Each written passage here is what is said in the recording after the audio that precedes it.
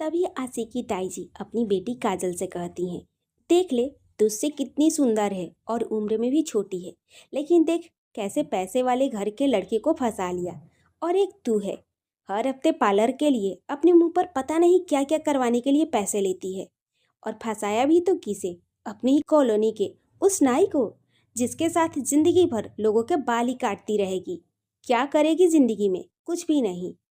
काजल के कान बेशक अपनी माँ की बातों पर थे, लेकिन उसकी नजरें कहीं और थी, किसी और को देख रही थी, अपने पैसों के लालच मिटाने की हसरत से।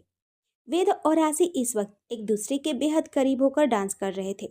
कुछ दूरी पर खड़ा देव अपने भाई भाभी की एक से बढ़कर एक खूबसूरत तस्वीरें मोबाइल कैमरे में कैप्चर कर रहा था, ताकि वक्त आने पर अपने फोन में कैद की गई इन यादों को एक गिफ्ट की तरह उन्हें प्रेजेंट कर सके, उनकी जिंदगी की सबसे खूबसूरत यादों के तौर पर। वहीं दादी माँ अपने पोते वेद और पोता बहू आशी को एक साथ देखकर खुशी से फूली नहीं समा रही थी। अपनी जगह बैठे बैठे ही उन दोनों की भलाइयाँ ले रही थी, ताकि इतने लोगों के बीच किसी की भी बुरी नजर ना लगे या कभी भी उनके बच्चों पर न पड़े। वेद और आशी का डांस बेहद खूबसूरत लग रहा था। आज वे दोनों एक दूसरे के साथ बिल्कुल परफेक्ट दिख रहे थे, बोले तो मेड फॉर ईच अदर। तभी वेद और आशी को देखकर वहां मौजूद कुछ औरतें आपस में कहने लगी, दोनों की जोड़ी तो बिल्कुल राम सीता की जोड़ी जैसी है। इस पर दूसरी बोली, अरे राम सीता की जोड़ी एक होकर भी कितनी खुश थी और फिर जुदा हो गए। तभी कोई और औरत कहती है, नहीं नहीं, ये तो भगवान शिव और माता पार्वती की जोड़ी है। इस पर एक और औरत तंज कसते हुए कहती है, पर भगवान शिव को पाने के लिए माता पार्वती ने कितने तप किए, कितने जप किए, तब जाकर उन्हें पति के रूप में पाया। और आजकल के बच्चे तुरंत प्यार, तुरंत शादी, और शादी के कुछ समय बाद प्यार खत्म, तो उतनी ही जल्दी तलाक। फिर ये प्यार रहता कहाँ है? कौन जानता है? आज साथ है, कल किसने देखा है? जिस पर बाकी औरतें भी हाँ में हाँ मिलाने लगती हैं। हाँ बहन जी, आपने बिल्कुल सही कहा। वहीं पास खड़ी आशी की ताई जी और उनकी बेटी काजल उन सब औरतों की बातें सुनकर मुस्कुरा रही थी। आशी की बुराई और उसके जिंदगी में किसी भी तरह का नुकसान होने की बातें सुनकर दोनों को अजीब सी खुशी मिल रही थी। जो काम वे खुलकर नहीं कर पा रही थी, वही काम पार्टी में आई ये औरतें कर रही थीं, और ये सब देखकर उन्हें अच्छा लग रहा था। देव और पलक भी कुछ ही दूरी पर खड़े थे। उन्होंने उन औरतों की सारी बातें सुनी और दोनों को बहुत ही गुस्सा आया। देव गुस्से में उन औरतों की ओर बढ़ने ही वाला था कि अचानक उसे अपने हाथ पर किसी की पकड़ महसूस हुई। देव ने हाथ की ओर देखा। उसका हाथ किसी और ने नहीं बल्कि पलक ने ही पकड़ा हुआ था। देव को अपनी ओर देखते ही पलक ने झट से उसका हाथ छोड़ दिया और बोली, वे सॉरी। देव गुस्से में पलक के पास आकर बोला, व्हाट इज योर प्रॉब्लम पलक? तुम्हारी प्रॉब्लम क्या है? क्या चाहती हो तुम? क्या मैं अपने भाई भाभी के बारे में ये सब सुनता रहूं? क्या सच में तुम यही चाहती हो? भूलो मत, जिस लड़की के बारे में वे औरतें बोल रही हैं, वे कौन है? वे तुम्हारी भी कुछ लगती है। देव ने यह सब गुस्से में कहा था। पलक शांत रहते हुए बोली, सॉरी अगर आपको मेरा रोकना गलत लगा हो, लेकिन मैंने बस दादी माँ के बारे में सोचकर आपको रोका। वे औरतें कुछ भी कहेंगी और फिर अपने अपने घर चली जाएंगी, लेकिन अगर आप आज इतने लोगों के बीच कुछ कहते हैं तो बात बढ़ जाएगी, पार्टी का माहौल बिगड़ता और दादी माँ को भी बुरा लगता। इसी वजह से मैंने आपको रोका। फिर थोड़ी नरमी के साथ पलक ने कहा, आशी कौन है ये मैं अच्छे से जानती हूँ। वह सिर्फ मेरी दोस्त नहीं, मेरा भी परिवार है, और मैं कभी भी नहीं चाहूंगी कि उसकी खुशी का इतना खास दिन किसी बुरी याद में बदल जाए। देव पलक की बातों में छिपी सच्चाई समझ गया। उसे अपने कहे शब्दों पर बुरा लगने लगा। वे बोला, सॉरी पलक, वे बस मैं उन औरतों की बातें सुनकर। पलक ने उसे बीच में ही रोक दिया। आप सॉरी मत कहिए, मैं आपके दिल की भावनाएं समझ सकती हूँ। पलक का इतना कहना था कि देव उसकी ओर झुकते हुए बोला, बस इतनी ही भावनाएं समझती हो? मेरी भावनाएं तो और भी है।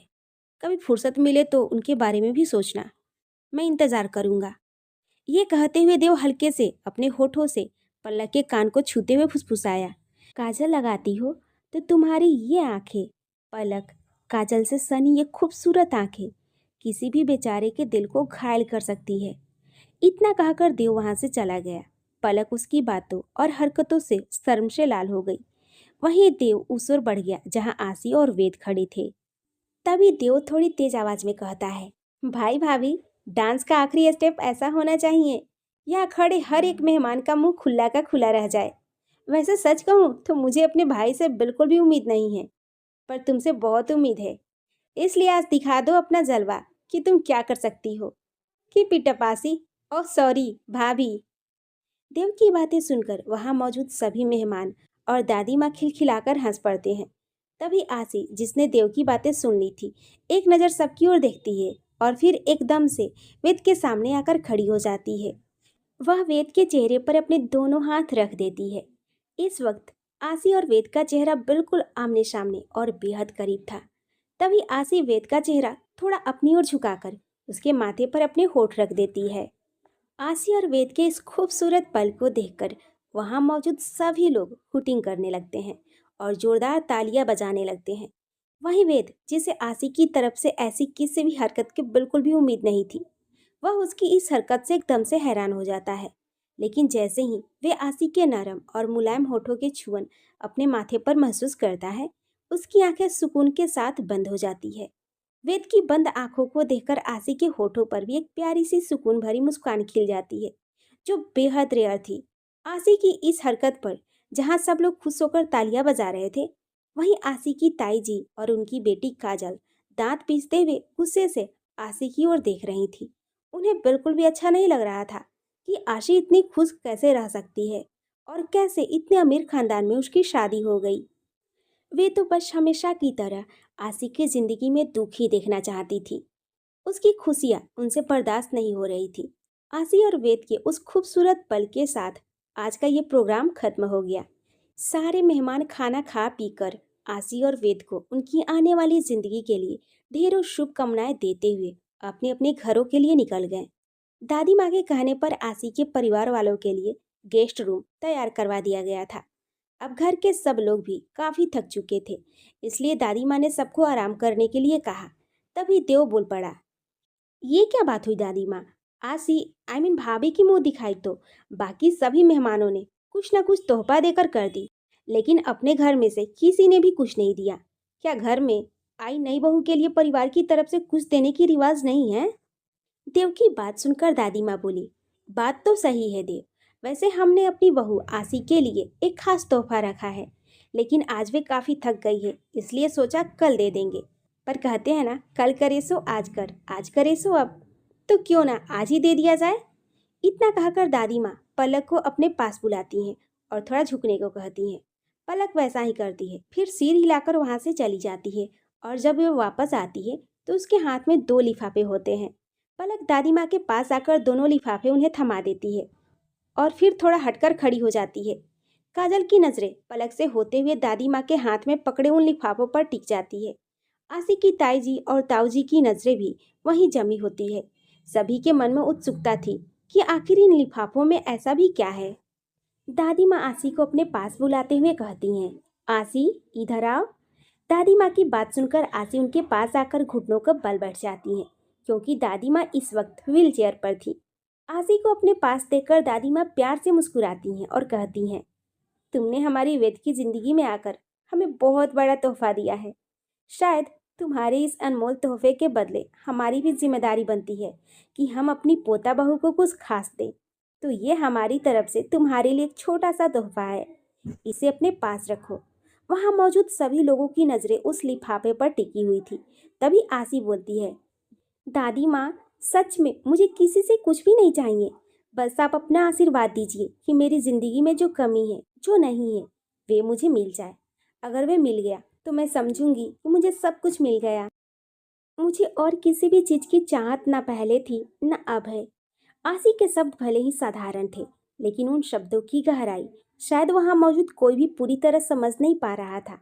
आसी की बात सुनकर दादी माँ हंसते हुए कहती हैं, बिल्कुल बेटा, हमारा आशीर्वाद पूरी तरह तुम्हारे साथ है। लेकिन इसके बावजूद भी हमारी एक जिम्मेदारी है, एक चाहत है अपने बच्चों के लिए।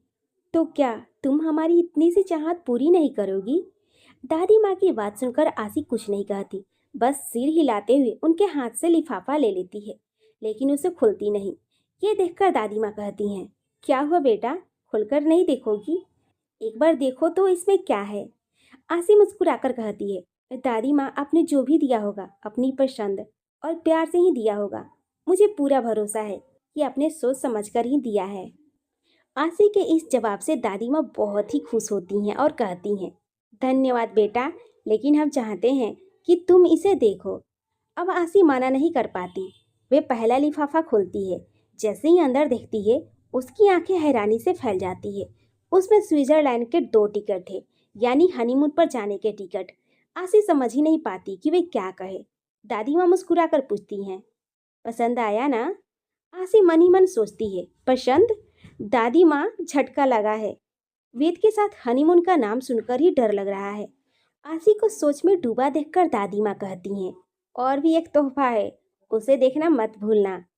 अब आशी के मन में और घबराहट बढ़ जाती है। दादी माँ कहती हैं, चलो दूसरा लिफाफा भी खोलो। मजबूर होकर आशी दूसरा लिफाफा खोलती है। अंदर जो था, उसे देखकर उसकी आंखें और भी ज्यादा हैरानी से फैल जाती है। प्रॉपर्टी के पेपर्स? दादी माँ, ये सब क्या है? हमें कुछ भी नहीं चाहिए। आशी के मुंह से प्रॉपर्टी के पेपर्स का नाम सुनते ही वहां मौजूद सभी लोग हैरान रह जाते हैं। शालिनी जी को तो मानो झटका लग जाता है। आशी की ताई जी, ताऊ जी और काजल भी स्तब्ध रह जाते हैं। वहीं देव और वेद के चेहरे पर कोई हैरानी नहीं थी। उन्हें अपनी दादी माँ से यही उम्मीद थी। काजल गुस्से और जलन से अपनी माँ से फुसफुसाकर कहती है, मम्मी, इस फटीचर आशी की किस्मत इतनी अच्छी कैसे हो सकती है? पहले अमीर लड़के से शादी, फिर इतने बड़े घर की बहू, और अब प्रॉपर्टी में हिस्सा। उसकी माँ धीरे से जवाब देती हैं, धीरे बोल काजल, यह हमारा घर नहीं है। और रही बात आशी की, तो अगर उसे हमारे यहाँ आने की असली वजह पता चल गई तो सबसे पहले वहीं हमारी पंजाब की वापसी की टिकट कटवा देगी। काजल देव की ओर देखती है और बोलती है, तो अब मैं उसके देवर पर डोरे डालूंगी। अगर देव फंस गया तो मैं भी इस घर की रानी बनूंगी। उनकी बातें सुनकर काजल के पिता कहते हैं, सपनों से बाहर आओ, बिना मेहनत कुछ नहीं मिलता। जिस पर काजल झलाकर जवाब देती है, आप हमेशा नेगेटिव सोचते हैं पापा जी, इसलिए आज भी वहीं खड़े हैं जहां सालों पहले थे। सपने बड़े देखेंगे तभी तो उन्हें पूरा करने के लिए आगे बढ़ेंगे। पर आप क्या जानो सपने देखना क्या होता है? कभी अपनी उस फटीचर दुकान के बाहर आए हो आप? और आए बड़े हमें समझाने। उसकी मम्मी वही थी। अपनी बेटी की बात सुनकर उसकी मम्मी भी हाँ में हाँ मिलाते हुए कहती हैं, इनका तो खानदान ही गरीब कंगाल है, ये क्या ही समझेंगे। काजल की बात सुनकर उसकी माँ और काजल हंसने लगी, जो देखकर उसके पापा जी को बुरा लगा। उनकी नज़र खुद ब खुद आशी की ओर चली गई, जिसके लिए उन्होंने कभी कुछ भी नहीं किया था। यहाँ तक कि वे उनके अपने छोटे भाई की बेटी थी। बावजूद इसके कभी उसे प्यार नहीं दिया था। पर वे जब भी दुकान पर आती तो यही कहती थी कि बाबा जी उसके ताऊ जी की दुकान में हमेशा रौनक बनाए रखें और पैसों की गल्ला हमेशा भरा रहे। आज अपनी बेटी की बातें सुनकर उन्हें आशी की बातें याद आ रही थी, जिसे उन्होंने आज से पहले कभी भी समझने की कोशिश नहीं की थी।